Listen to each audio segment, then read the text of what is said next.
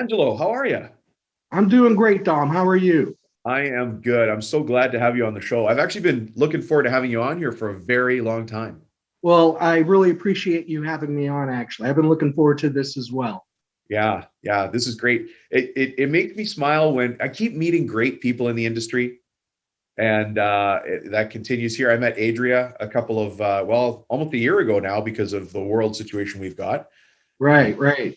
Yeah, and she's very sharp. She's on it. Yeah, one thing about this, because I've been in this industry since 1992, and there's a lot of great people in it. Yeah, And I miss seeing them. Over this last year, it's been a little tough. it has. But you know what? Yeah. Now, who would have thought Zoom was the most popular tool we were ever going to use? Zoom, Teams, Skype. Oh, for sure. Yeah, it's like part of our everyday life anymore. Yeah. Well, hey, listen, today I have you on as a guest to talk about how to grow your business on purpose. But before we do that, Angelo, other people may not know you.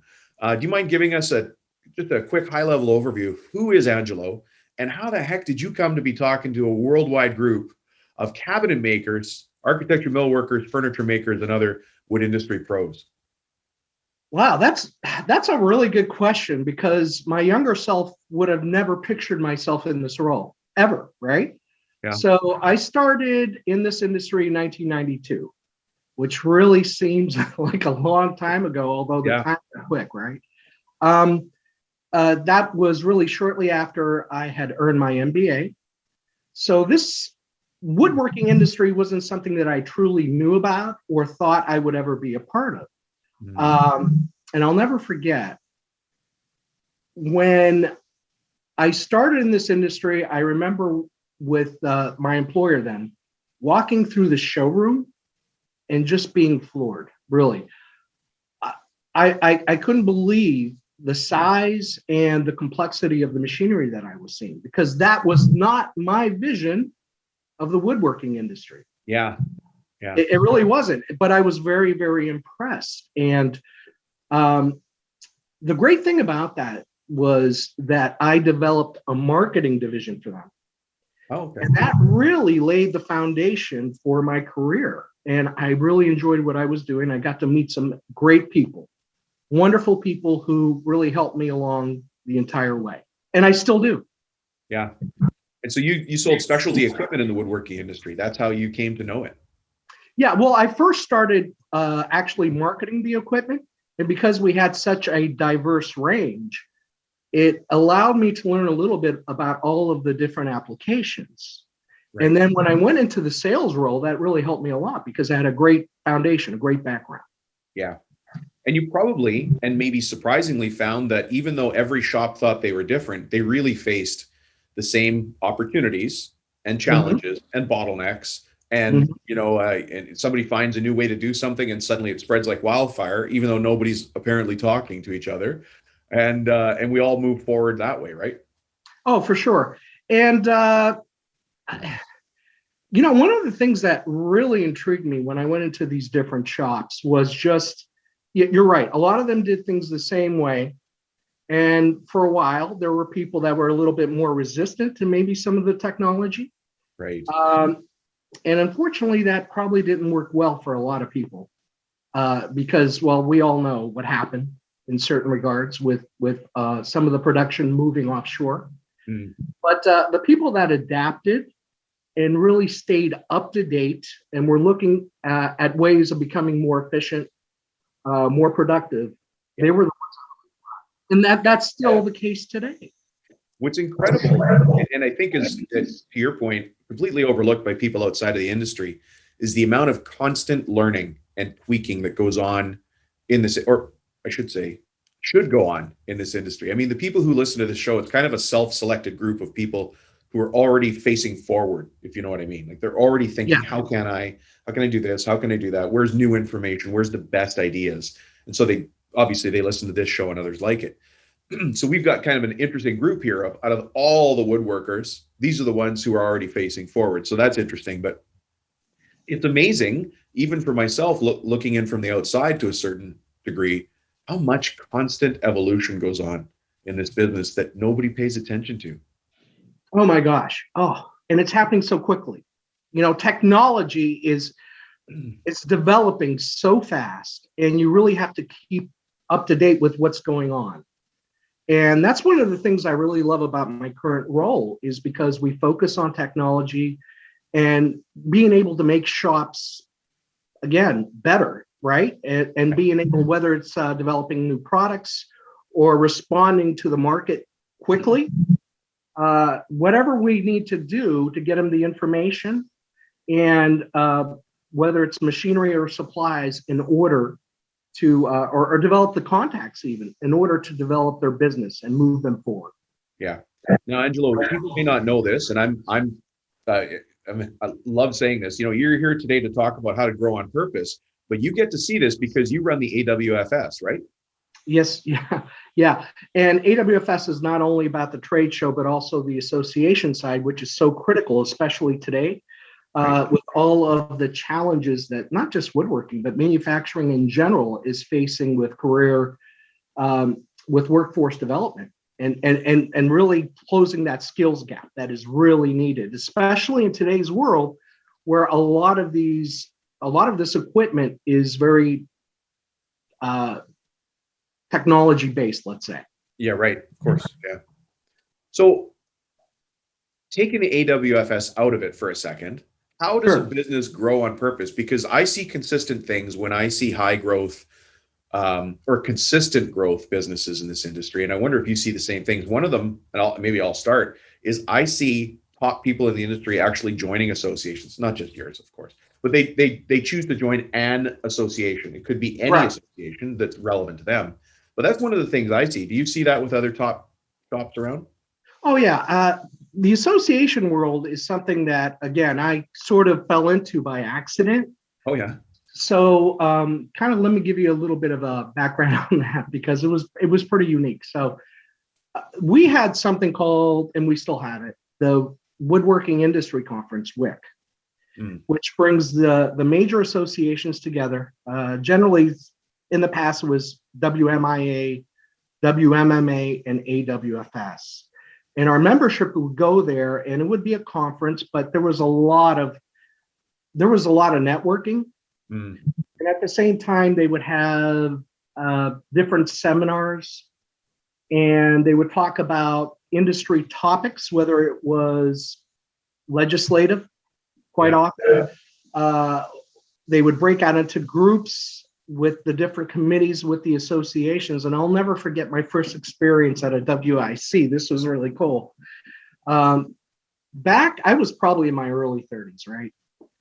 And I think we were going, it was a seminar that had to do with some of the legal issues that the industry was facing, different legislation.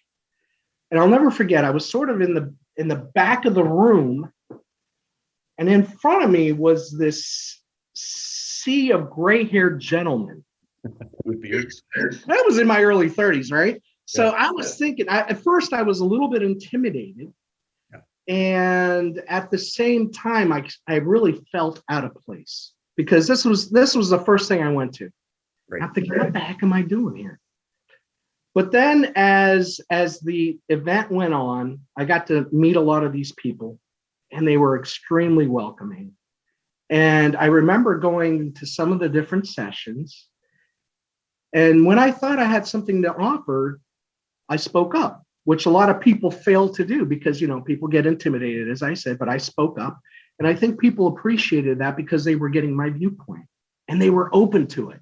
And what was really cool about it, then after that, they would come up to me and say, hey, do you want to join my such and such committee, my marketing committee or technology committee, what have you?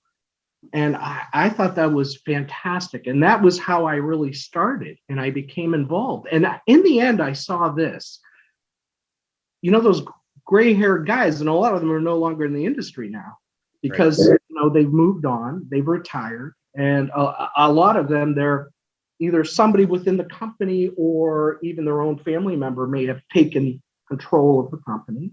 Yeah. And but they were so open, and I was open to learning from their experience. And they were very giving in that sense. And then I realized, you know what? some of these guys are probably really fierce competitors, but when it came down to it, they all got together for the good of the industry.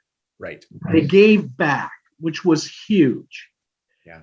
And I got to learn a lot that way. And then eventually, because, well, something had happened in my company and they couldn't take part with AWFS anymore, I kind of stepped into that role.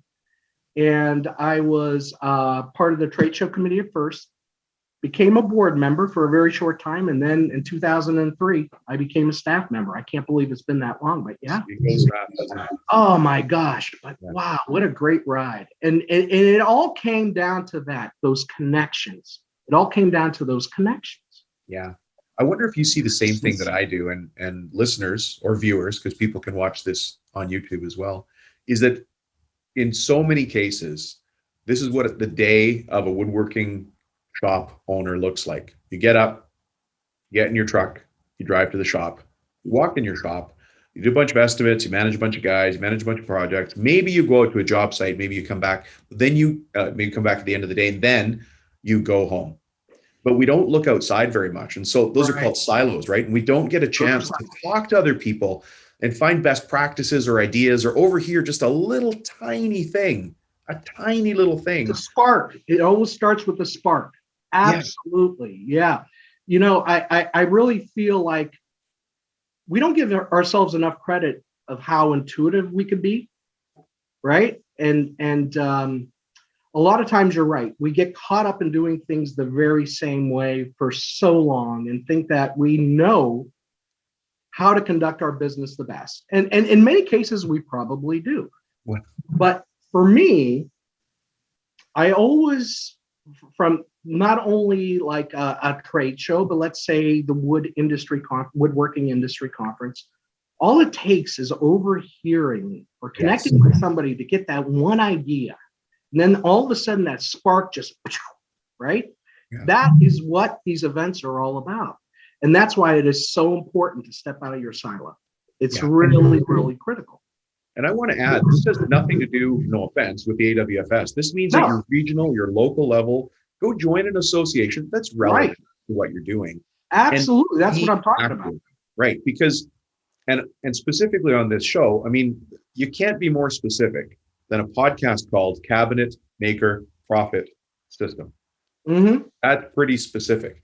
The reason it's called that is because this is not about how to build cabinets. Not at all.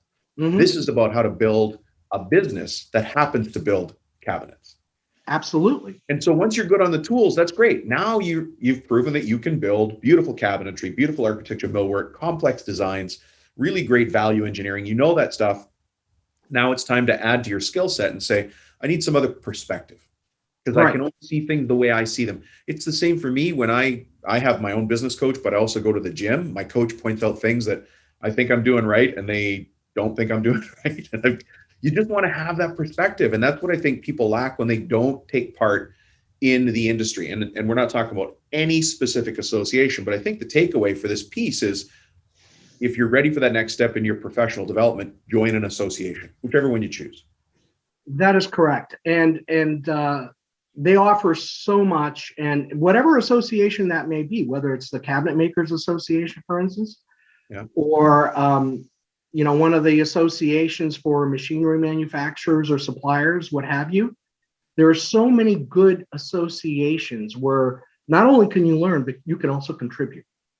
And in the end, what we find, because these are volunteer, in many cases, of course, we have a staff, and we have a wonderful staff here. But we really, really depend on the input that we get from our members, from our volunteers, because they are that direct link to the industry itself. Okay, because we can also be in our own silos, but those people give us that connection to the industry, to that direct connection, so we could keep up with what the latest developments are, what's important, what's critical, not only to our members, but to their customers, first and foremost. And in the end, Don, it's all about strengthening the industry and make sure this industry has a very, very successful future ahead. That's it. That's what this is about. Now, you mentioned overhearing interesting Mhm. conversations. And one of the things I've been guilty of this so many times when I've looked at going to an event, even a local event in my own city, or flying maybe just one region over to go to another event, I can make a million excuses as to why I shouldn't go. Absolutely. And the one reason that never hits the paper is, what about that coffee I'm going to have with somebody while we're waiting for the session to start? No, I'm actually the speaker at a bunch of these events, and I'm about to say this, Angelo, so hold on to your hat. What the speakers are is kind of okay. It's the conversation you have while you're getting a coffee, while you're having a beer afterwards, while you're in the elevator, in the lobby. That's actually the value. We're just entertainment to a certain extent. Now, let me add, I try to be very informative on stage, but Mhm. really, I'm a minor part of the whole thing. It's actually those, you said it already, connections. And then I think you also said, look for those relationships, because that's the Right. value you're going to take away. You can't put that on paper, but the value you can't underestimate either. No, you're totally right. And by the way, you're a business coach. Okay. So when you come in, you're not talking about things specifically related to equipment or applications, what have you. You're talking about how to run a business, how to run a business better. And so a lot of the seminars that are going to be offered at any event is not just about production. It's also about managing people. It's Right. about managing a younger workforce. It's about training a workforce, right? How important it is to retain these employees, something that we've had issues with since the 90s when I started, and probably before then. Yeah. But these are the important things that are discussed. And you're absolutely right. Okay, so some of the sessions, let's say you're looking at a specific technology for your production, whatever you might be producing. Okay, so let's say whether it's cabinetry, windows and doors, what have you. Mm. So you may be there to learn about a specific technology or a specific topic. However, the value does come to the guys who sit next to you or behind you. That's where the real value is, because that's what sparks the conversation. Again, it's a conversation. How are they doing things? Are they doing things better than you? Can you really step up your game? Can you be more productive? These are the things that you're going to learn. Yeah. Right. And that's what's so important. So you bring up a great point. It's not just about seeing equipment. Yeah, you're going to get some great face-to-face, which people are missing more than ever. We've surveyed people, and you know what? They're ready to get back to some form of a normal life, because they miss that interaction. They miss seeing their call. They miss, over the years. Okay, from my perspective, I've developed some great friendships, and as sad as it was from moving from the East Coast to the West Coast, I always relied on seeing those guys at least once or twice a year. Mm-hmm. And having that taken away really makes me value those relationships even more, because these are things we've always taken for granted. And all of a sudden, you can't move. In many cases, you can't even move out of your house. And people are wanting to come back. They want to connect again. Yeah. So I'm sorry if I got a little bit off track, but I mean, today we're here today to talk about how to grow on purpose, and it actually takes that kind of thinking to grow on purpose. We can't just sort of wander through life. If you're wandering through life, you're probably not listening to this show, anyways. To be honest, mm-hmm. but if you're listening to the show, you want to find the best ideas from leading minds and from people just like you and I and everybody else. So what I've heard from you so far is how to grow on purpose. Join an association, make good connections, listen carefully, value those relationships. I think the other one, and we talked about this in our we do a warm-up show, other people may not know this. Angelo and I have been on the phone a couple of times already getting ready for this show. But you also talked about looking for good information. Mm-hmm. Like, it's one thing to read a PDF that gets emailed to you about, it doesn't matter what the thing is, the service, the product, whatever. But actually looking for good info is another reason to join an association or get involved in the industry, I guess. Tell me more about what you mean when you say looking for good info. Well, looking for good info could mean a lot of different things. Let me put it to you this way. And again, we're talking about just any of these live events in general, okay? Yeah. So when you really want to find information, and you could do all of your work ahead of time on the internet, you can research, and the internet is wonderful for researching. And we've seen the value of Zoom. We really have. Yeah. However, let's say you're looking at a $50,000 to $100,000 piece of equipment. And whether you want to upgrade your existing production facility or maybe replace a machine, whatever it is. Here's the thing, and this is what is so important to me. You can't beat going directly to the source. Right. This is so critical. And over this last year, when we've all been confined to our offices, and in many cases to our homes, it's become even more difficult. So the most wonderful thing about trade shows in general is that whether it's this industry, whether it's anything else, the medical industry, what have you, packaging, it doesn't matter. But it's so nice to have the entire industry brought together under one roof, where you don't have to go to different manufacturers. You don't have to meet with different representatives in their location. You've got it all in one place. So if you're looking to do comparisons, and more importantly, if you're looking to really find out about the organization behind whatever product or service you're looking for, it's right there. Is it ever? Yeah, and you could talk directly to the people who are not only, of course, trying to sell you that piece of equipment, what have you, but the people behind it who are going to back it up, because that is so critical. Yeah. You get to know that organization. If there's ever an issue, you go directly to the source because you know who that source is. And you may get a bad flavor in your mouth. Can I tell you a story that has nothing to do with the woodworking industry? Please. And Angelo, I'm going to not break one of my own rules, and the rules of this show is we don't speak negatively about any person, place, or thing. Of course. So I'm going to skirt that issue with this story. So I love fly fishing, Angelo. I love it. Uh-huh. And so I went to buy what's called a pontoon boat. It's a boat has inflatable pontoons and a frame, and I can pack it on my back and I can hike into remote lakes. And to me, I'd rather fish remote and catch nothing than fish, right off the highway where everybody's watching. So there's quite a few companies that sell these pontoon boats. Well, I bought one. Did all my research. I bought one, and there's a problem with the buckles. And I mean, this is kind of a funny story on its own. My pontoon boat came apart while I was at a high altitude lake on my own, and I had to basically swim back to shore. Anyways. Oh my goodness. I'm at a fishing trade show, and I see the manufacturer of my pontoon boat.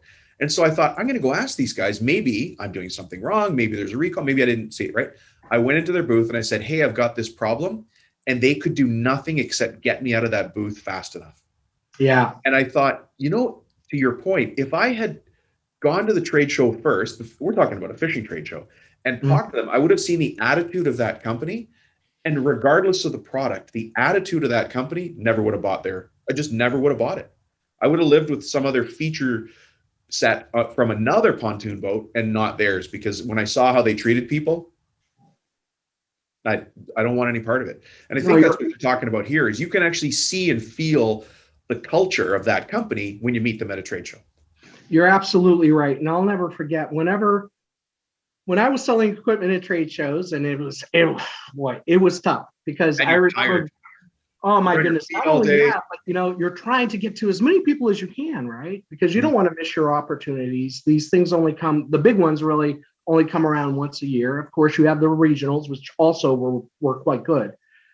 But I'll never forget, somebody would come in and say, hey, I need to see such and such. Who is this person? Because maybe they were talking to them on the phone.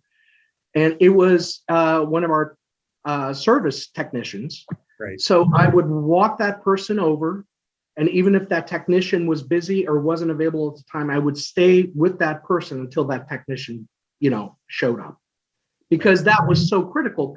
Everybody who works these shows, you represent your company, right? It's all about customer service. It's not just about selling. It's about being a positive reflection on your company. And I cannot emphasize that enough. And it sounds like that manufacturer you were talking to didn't get that message. No. No. And knowing what I know now, I should have gone to do my research and find out more about who they were before my boat came apart while I was in the middle of the lake. These things are only held together with straps and cam buckles anyways. But anyway. That's a scary thing. And I'm really glad you're a good swimmer. Because I tell you what, I don't think I would have fared as well. That's really it's cool. A story worth telling. Story worth telling.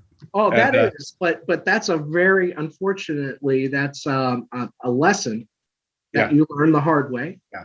And you're not the only person who's done that. No, or seen that, those kinds of impressions. And I guess the point here is, we're talking to people today about how to grow on purpose. Growing on purpose means you take very deliberate steps. Absolutely. If you're going to make a major investment, it doesn't matter what it is: software, uniforms, personal protective equipment, hard assets. Doesn't matter. We're not even talking about AWFS here. We're not talking about any association. You've got to do your research, and you have to get the real goods. And so get the info you need in a real human way. You can't beat it. And there's too many things in the ledger that are reasons why not to go to a regional or a local event. But the soft reasons to go cannot be beat. Yeah, you're totally right. And one thing, Don, that this last year has really taught us, okay, with all these Zoom meetings, and of course they have their place. Absolutely, like this, right? This is great, being able to connect with you. And I feel like I've really kind of gotten to know you over Zoom, which is pretty cool. Yeah. However, it's one thing when you're talking about business related issues, or you're having a meeting with your staff or what have you, or even a general association meeting.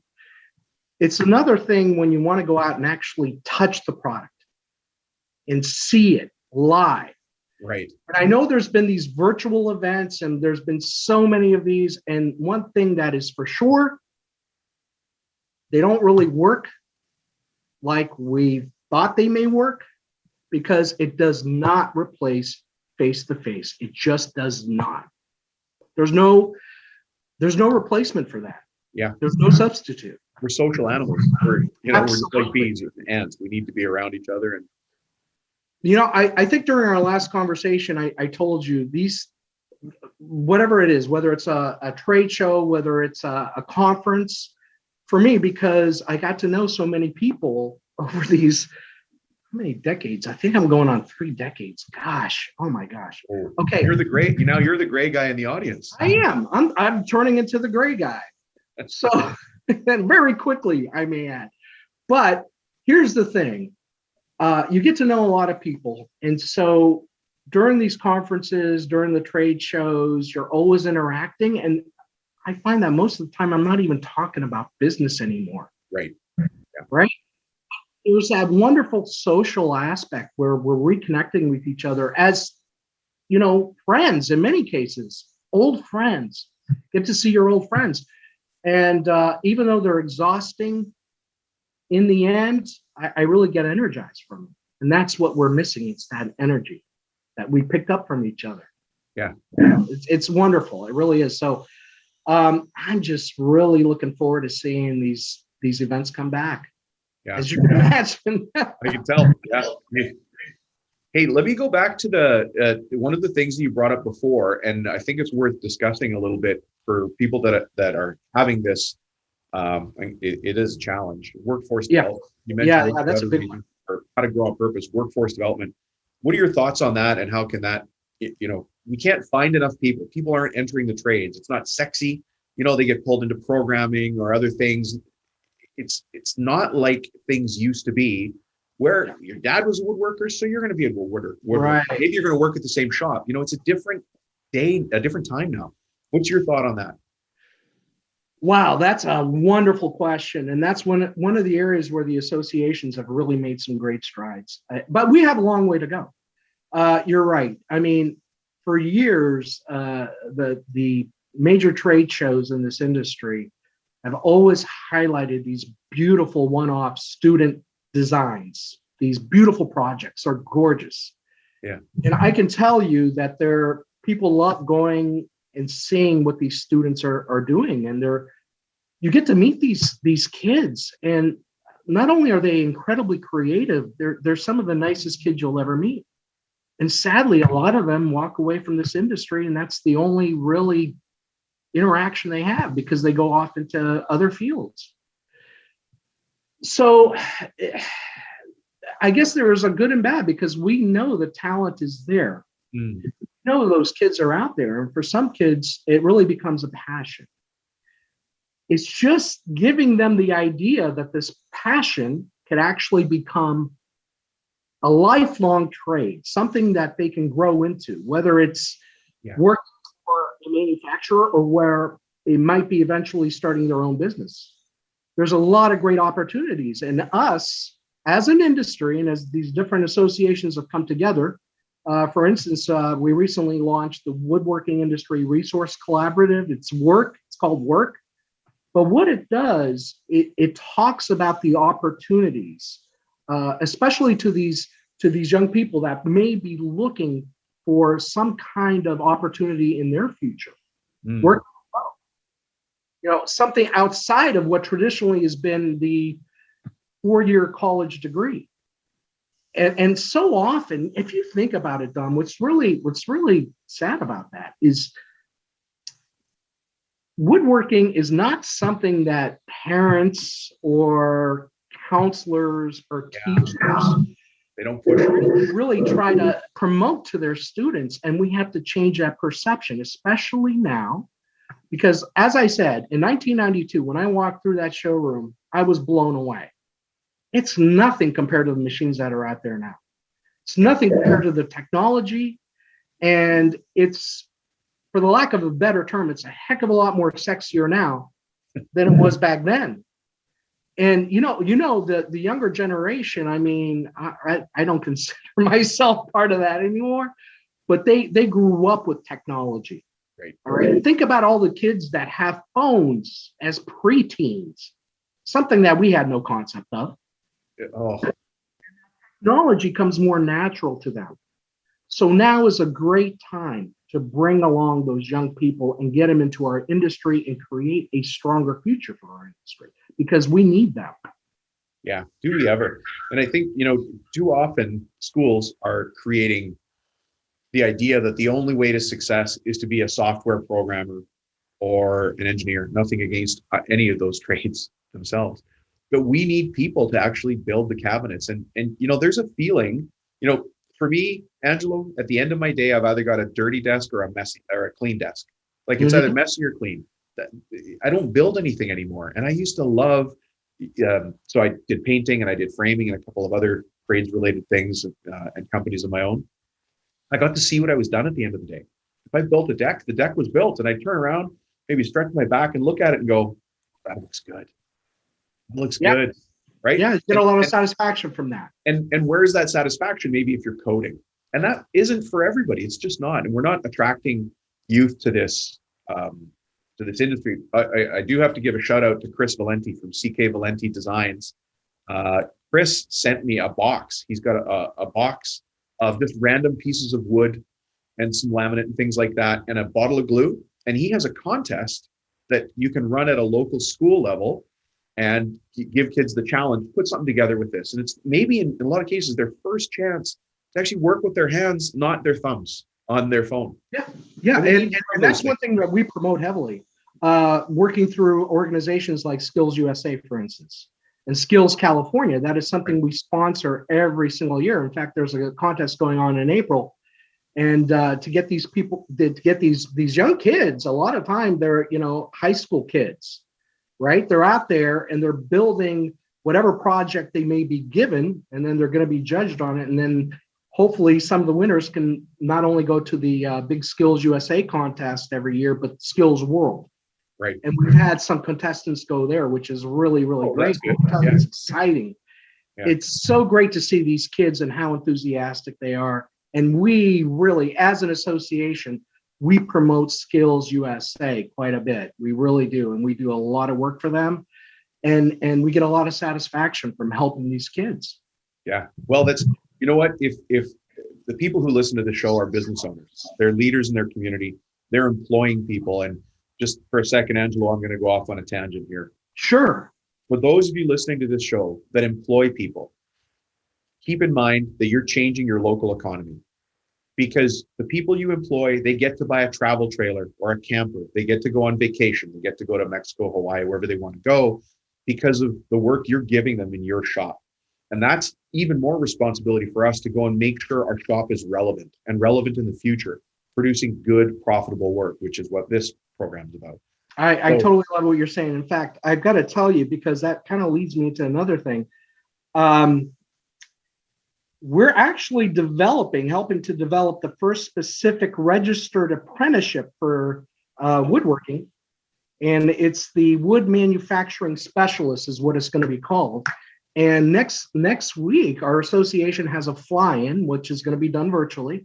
Yeah. Normally, every year, through our public policy committee, we go to Washington, D.C., and we meet with our representatives, right? And we really go there to promote career technical education. Right. To make sure that we get the appropriate funding for not only for woodworking, of course, that is close to our heart, but for manufacturing in general, because we have to make sure that we have the resources to train these kids properly. Yeah. But now we're really pushing for this apprenticeship program. So hopefully throughout the country, we could get these kids trained through local schools as well as industry, and at the same time providing for a future workforce for whoever's going to be involved. Right. That's one thing I loved about, getting to go over to Europe during my time in machinery sales, is that they have such a commitment, and it's a cultural thing to apprenticeships. Man, and I tell you, the pride these people take, it's almost like something that's instilled for generations. It is. And I would love to see that here. I would truly love to see it, because there's so many kids out there who have that creativity and that will to learn, but we need to help bring them in, Dom. And that's what gets to be a little bit frustrating, because I know we've lost out to other industries, other manufacturers too, manufacturing industries.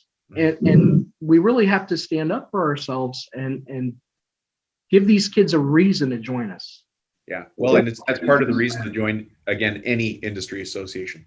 But let's move to how people can contact you if they're interested in what you have to say, or if they want to find out more about the AWFS, if people don't know it. But if they want to find out more about the AWFS, how would they do that?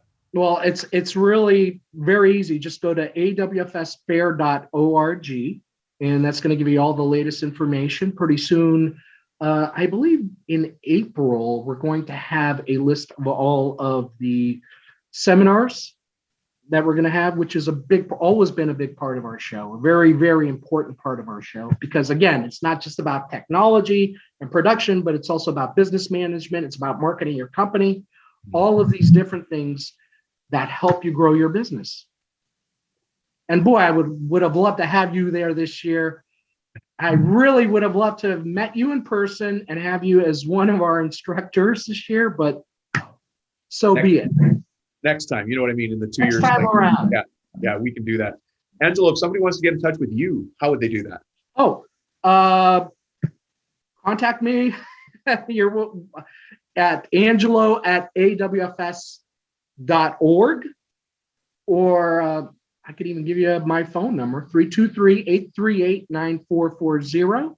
I'm at extension 304, and I would love to hear from anybody who has any questions whatsoever, whether it's about the show, whether it's about the association, how to get involved. We would love to get you involved.